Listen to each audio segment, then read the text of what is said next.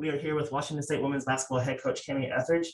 Coach, your team has already played one exhibition game, but you jumped back into exhibition play on Friday against Northwest Nazarene. Just a little bit of a preview for that, just kind of opening statement on how you guys are preparing for your last exhibition game, and then we'll talk about the regular season.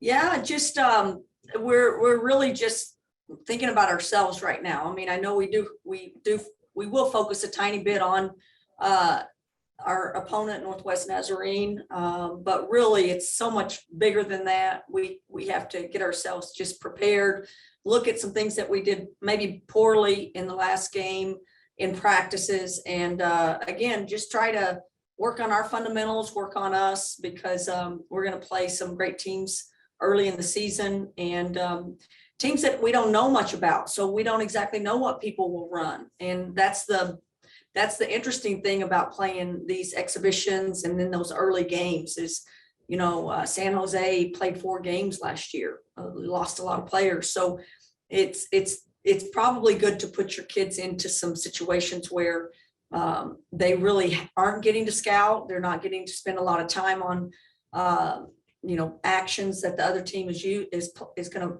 do against us. And that tests our defensive, versatility, our seeing a play, our executing it, and then obviously communicating the things that we see. So it's a real challenge for us, but we're excited to be going at it again on Friday. And I hope our hope is that it really prepares us and gets us ready for the next Tuesday when we're off and going.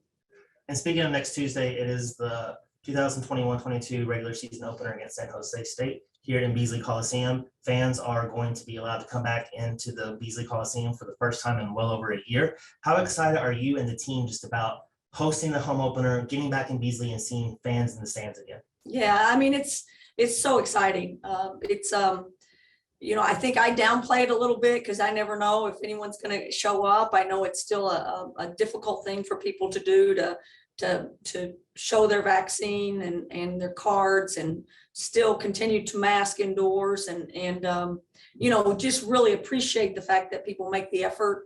We want to put on a good show. We want to be a better team than we were a year ago. We think we have the makings of doing that. We want to build a fan base that just grows and grows and grows, but it starts with those guys that have been here year after year and have stuck it out through thick and thin. And so we're excited to put on a good show starting on Tuesday. It's a doubleheader with our men who play earlier that day. And again, so many great things going on campus with the fall sports and some of the things that they're doing. We're just excited to be a part of it now with the winter sports starting up and obviously basketball season. It feels like it smells like it, and it is basketball season now. So let's get going. Turn over to Jamie Vinnick, Kook fan. Go ahead, Jamie. Hey, Coach, how's it going? Really good, Jamie. Good to hear. So you just were mentioning, fans coming back. For a lot of the players on your team, this will be really their first chance to play in front of fans at Beasley. Both Pledger Walkers, Johanna. What have you kind of tried to tell them about playing in front of the fans at Beasley? Yeah, we have gotten a few fans that came out on our exhibition, and honestly, the excitement around our program, it was so thick that day that we played our last exhibition. I mean, honestly, before the game, Lori Kane came into the locker room and just said, "You don't need to do anything. These guys are so ready." And the anticipation of fans being back out there, the excitement. Obviously, like you said, some of these young players that have never played in front of fans here at Beasley, and now the regular season is starting. So our hope is that a bigger audience comes. Our hope is that we start building on a really solid fan base. But man, we want this thing to really rock, and we want to do our part and put a good product out on the court. But we need the pride of Cougville, right? Coug Nation's got to start getting just wrapped up into men's and women's basketball, and obviously we want to do our part. Just looking at that first exhibition game, and then kind of even to this next one, where you were kind of looking at improvements and stuff that you want to work on, maybe more so than looking at points and final scores. What is kind of the main couple things you're trying to look at in these two games? Well, I think the point that we've got some things that we want to do goal wise. You know, people talk about our rebounding maybe hasn't been as good as it has been in the past, or it needs to be better for us to, the really good teams consistently, they get about 70%, 74. We want to, it's just defensive rebounding percentage, go into the offensive boards. Those are some things that tangible things our kids can look at halftime on the stat sheet. Keeping our turnovers down is something that we can look on at halftime. Scoring 20 points a quarter for us, it's time to get to 80 points a game. I mean, we need to shoot for that. So we need to put points on the board consistently and not have those runs where we haven't. And in getting to the free throw line. And there were areas that even against, our last opponent, we didn't quite hit. We turned the ball over more than we want to. We want to be under 13. And I think we hit 17. We gave up 17 offensive rebounds. And that's a big one. I think that same team played Oregon a few nights ago. And I turned it on. It was 33-0 and Oregon was winning. So, we've got to get ourselves ready for just steep competition, and we can't give points away. We can't give possessions away. So, every possession, every exhibition, every game that we get to play is just trying to prepare us for, the teams that we're going to play in this league. And talking about preparing for the teams that you get to play in this league this year, you returned to a full non-conference season after only being limited, I believe, to 2 last season. A lot of different opponents here. You actually making a trip down to the Bahamas to play Miami and NC State, who's number 5 in the polls right now. Can you just talk a little bit about the preseason schedule and just how that's going to help you prepare for the Pac-12 season? Right. Well, everybody has a different philosophy. It's not something that we worry too much about. If we don't play every top 10 team in the country, I feel like a couple of years ago we did. We played more top teams in the country, and we don't want to overschedule. But even so, we've got some quality opponents on our schedule. Obviously, the Bahamas trip is going to be, kind of brutal. We play Idaho on a Saturday, which at their place, which is just a rivalry, and then we hop on an all-nighter and red eye and get to the Bahamas, and then I have to play Miami and NC State. So those games, Gonzaga's back on our schedule this year, and just the BYU, I think, is picked to win their league over Gonzaga. So some perennial teams that are really, really solid, and I think they play a lot like the power schools in our league. So that's exactly what your non-conference needs to do. At the same time, you want to get a rotation. You want to be able to play a lot of different people.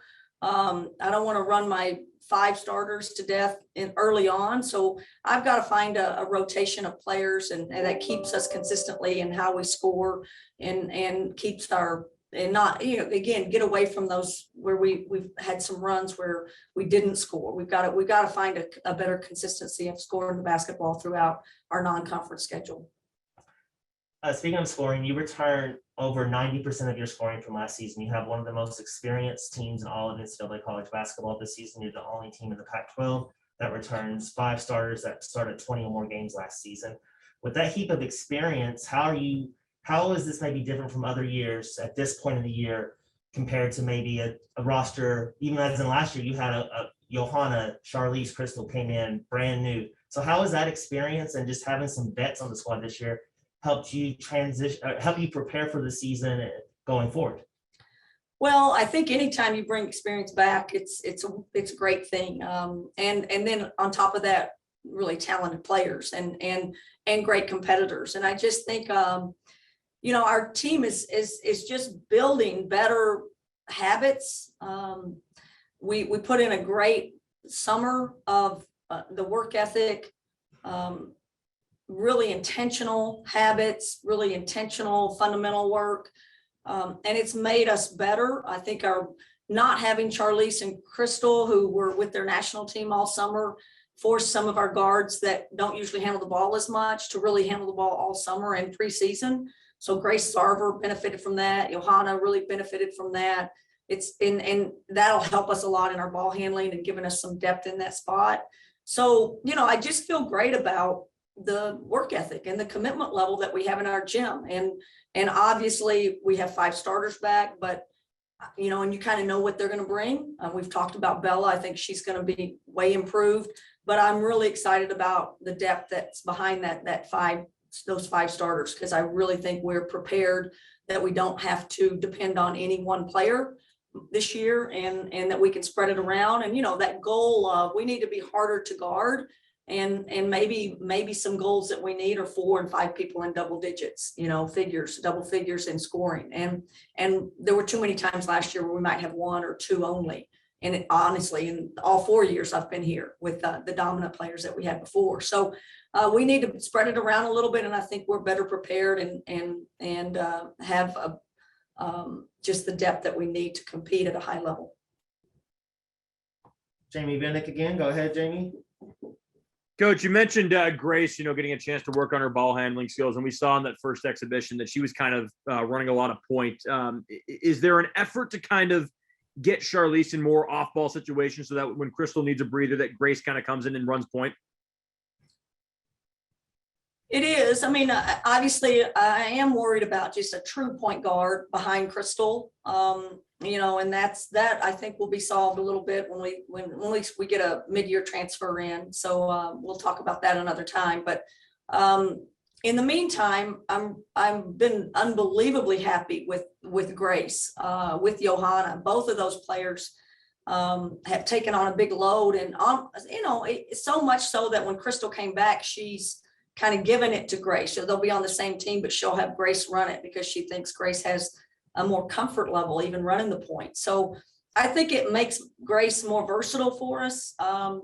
You know, not as dependent on her shooting the basketball, which I think if you're in that 2 guard spot, sometimes you feel the pressure to score it or to shoot the 3 or something like that. You know, she's so good at getting to the basket. She's a great athlete. She brings real versatility to us and athleticism to our team. So I think it's really helps us to have some depth with Grace, you know, being able to play multiple positions. And then the Pac-12 preseason polls came out today. Charlize was first team all Pac-12, Crystal honorable mention. Just maybe not particularly surprising, but kind of what does that mean for them and kind of the expectations for what they have this year? Well, again, expectations, you know, no one has any greater expectations than they do on themselves. They just are high achievers. They want their team to succeed. They will do whatever it takes for us to succeed.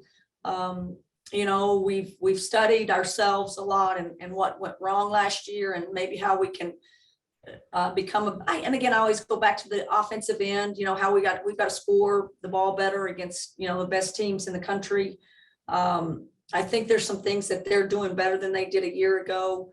Again, these guys want to be good. They are great leaders, different, you know, very different leaders, but I don't think anyone's surprised that they were on that, and Charlize being on the team and being one of the best players in the country.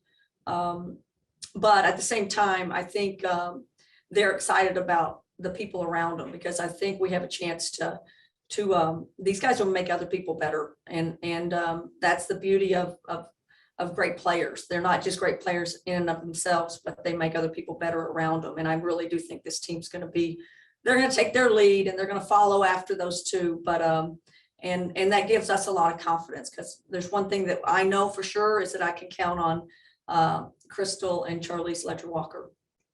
Thanks, Coach. Any final questions for Coach? Coach, appreciate your time. Best of luck in the exhibition on Friday, and good luck in the season. Let's go. Go Cougs. Thanks.